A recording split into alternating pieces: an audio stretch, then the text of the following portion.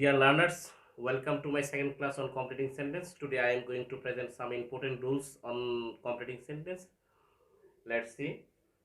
সুপ্রিয় শিক্ষার্থীরা, আজকে আমি কমপ্লিটিং সেন্টেন্সের উপর আলোচনা করতে যাচ্ছি। যে বিষয়টা নিয়ে সেটা হচ্ছে ইফ দ্বারা যুক্ত ইনকমপ্লিট সেন্টেন্সকে কিভাবে কমপ্লিট করা যায়। ইনকমপ্লিট সেন্টেন্সে যদি ইফ থাকে তাহলে আমরা পরবর্তী অংশটা মানে rest part of the sentence how we can complete আমরা কিভাবে কমপ্লিট করব সেটাই আজকে আমরা দেখব। ইফ যুগ প্রেজেন্ট ইনডিফিনিট যদি হয়,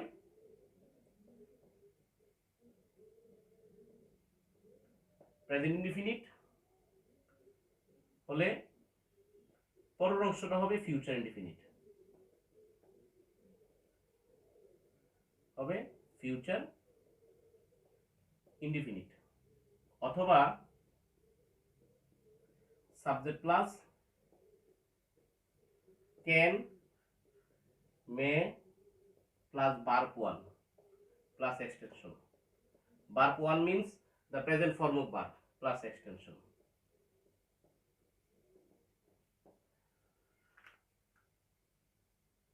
For example,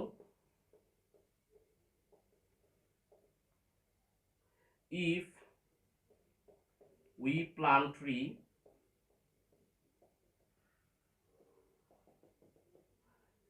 incomplete,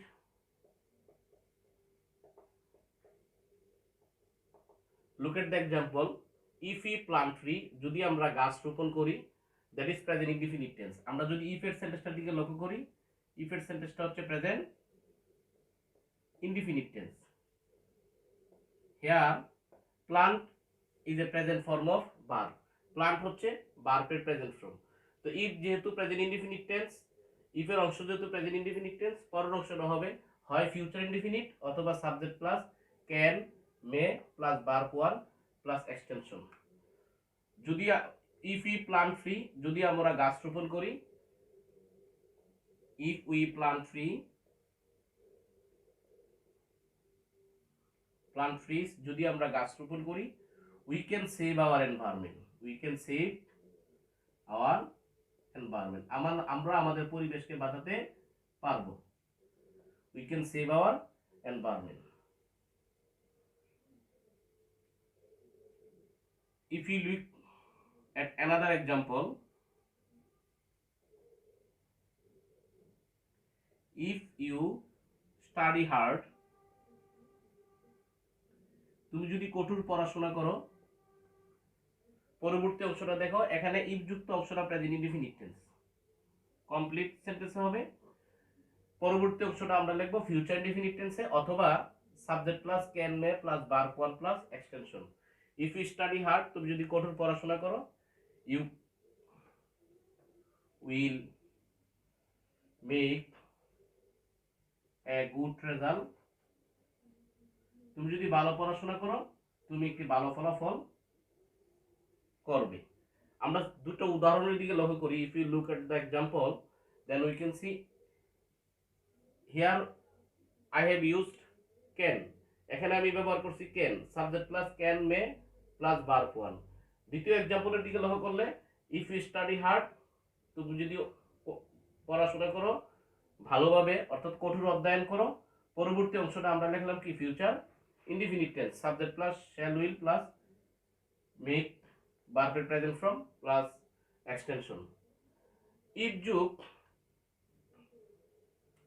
যদি ইফ এর অংশটা যদি পাস্ট ডিফিনিট টেন্স হয়, ইফ যুগ পাস্ট ডিফিনিট টেন্স, তাহলে পরের অংশটা হবে সাবজেক্ট প্লাস উড অথবা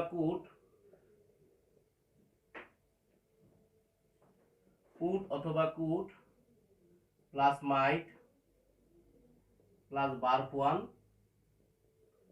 plus extension.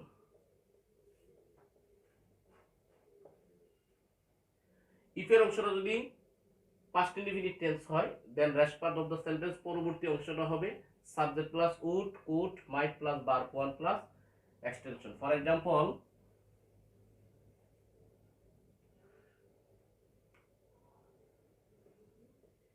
if he invited me,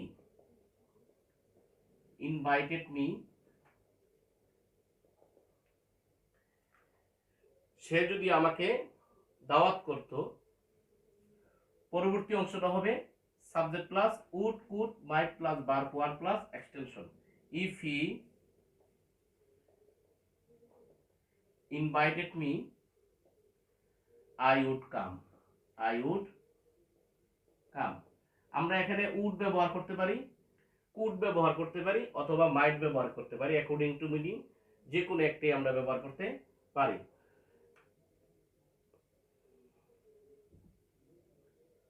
if if যুক্ত অংশটা যদি এরকম হয়, আমরা সব if plus subject plus were plus noun adjective,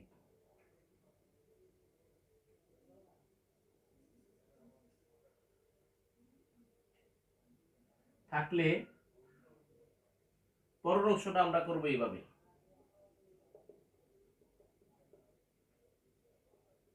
অংশটি হবে subject plus would could might plus verb one plus extension হবে। আমাদের বিষয়টা বুঝতে হবে, আমরা যখন কাল্পনিক বাক্য তৈরি করি, যে বাক্যটি বাস্তবে টোটালি অসম্ভব, এই ধরনের বাক্যের ক্ষেত্রে if plus subject plus were ব্যবহার করে। এক্ষেত্রে ওয়ারের মিনিংটা হবে হইতাম অথবা হতো ইত্যাদি। ফর এক্সাম্পল,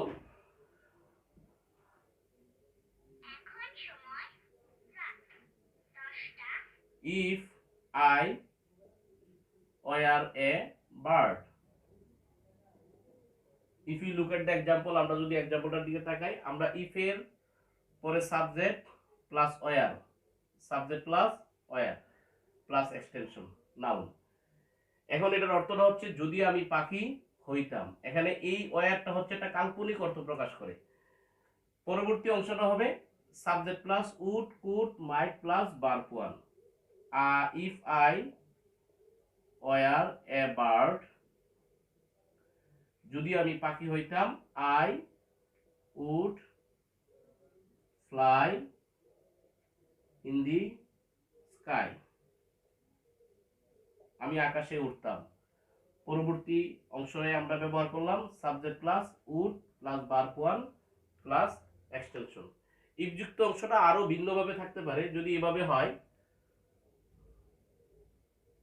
এখানে যদি প্রিন্সিপাল ভার্ব হিসাবে হ্যাড থাকে, হ্যাড, আর এদিকে যদি শুধু নাউন থাকে,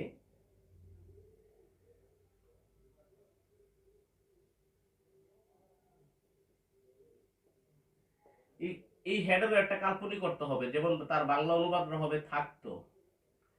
ইফ যোগ subject plus had plus noun স্ট্রাকচারটা যদি এরকম হয়, তাহলে পরবর্তী অংশটি একইভাবেই লিখতে হবে subject plus would plus could plus might plus verb one plus extension. অর্থাৎ পরবর্তী অংশটা একই রকমই হবে, সাবজেক্টের পরে উড হবে অথবা কুড হবে অথবা মাইট হবে। ফর এক্সাম্পল,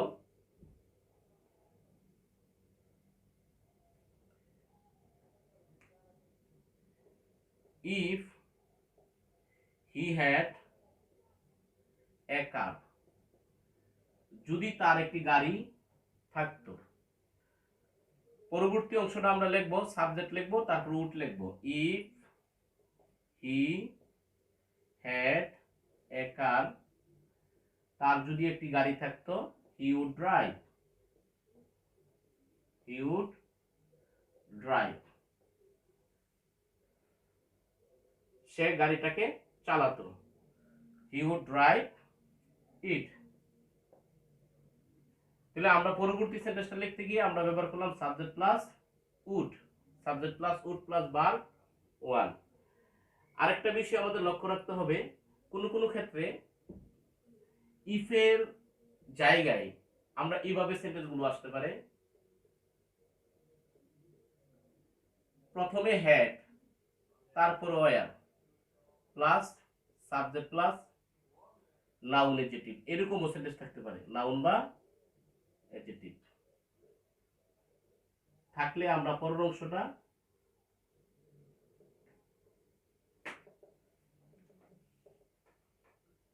হবে subject plus would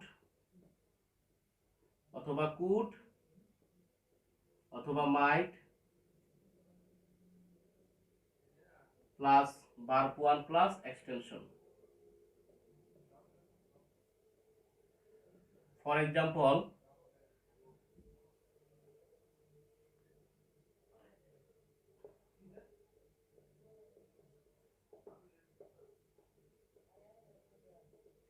had I wings of bird।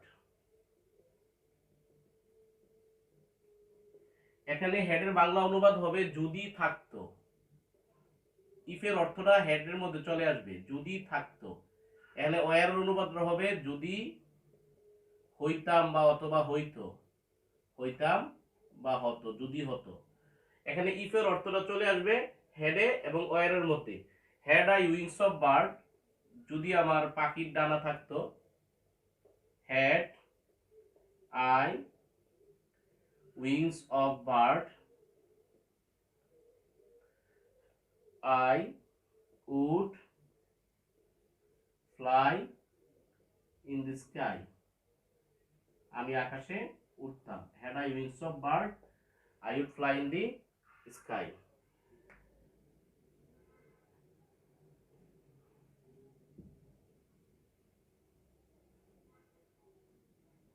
if যুগ past perfect tense হলে if যুগ past perfect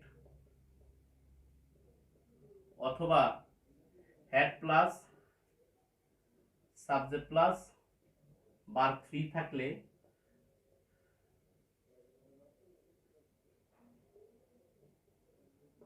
পরের অংশটা আমরা করব subject plus would have plus could have অথবা মাইট হ্যাভ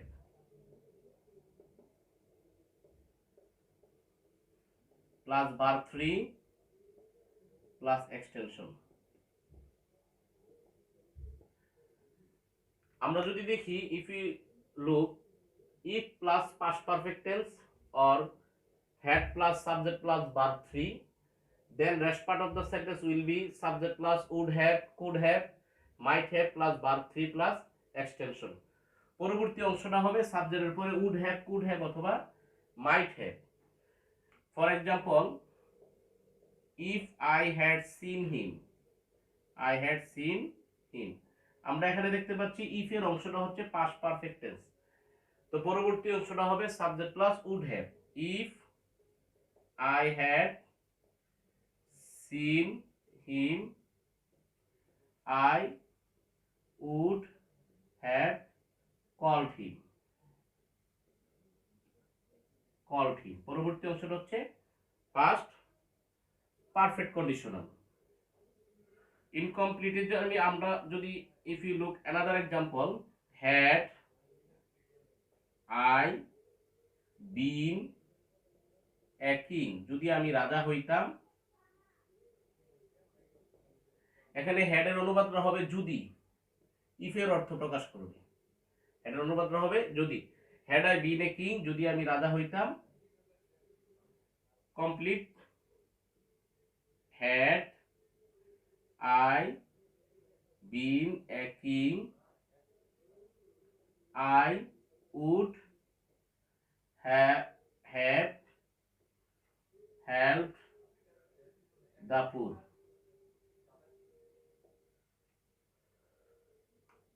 if এর পরিবর্তে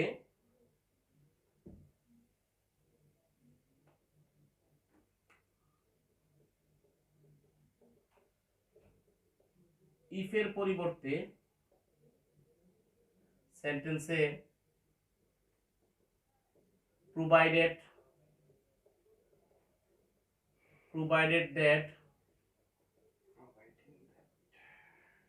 providing that ব্যবহার করা যাবে, providing that ব্যবহার করা যায়। ফর এক্সাম্পল,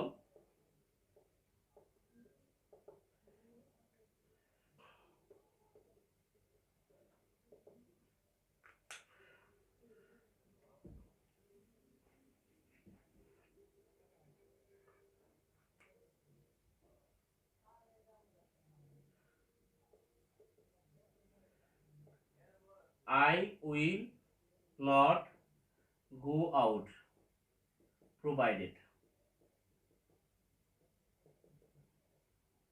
কমপ্লিটে হবে আমি বাইরে যাব না যদি, প্রোভাইডেডের অনুবাদ হবে যদি। এখানে provided, providing that, provided that এর অর্থ হবে ইফ এর মতো। I will not go out provided it rains. It rains. So সুপ্রিয় শিক্ষার্থীরা, already we have learned the rules of completing sentence, some important rules of completing sentence that has been started with if। আমরা ইতিমধ্যে if দ্বারা যুক্ত complete সেন্টেন্সের নিয়মাবলীগুলো শিখলাম। পরবর্তী ক্লাসে আমরা আরো বাকি নিয়মগুলো নিয়ে আলোচনা করব। এই পর্যন্ত সবাই সুস্থ থাকবে, ভালো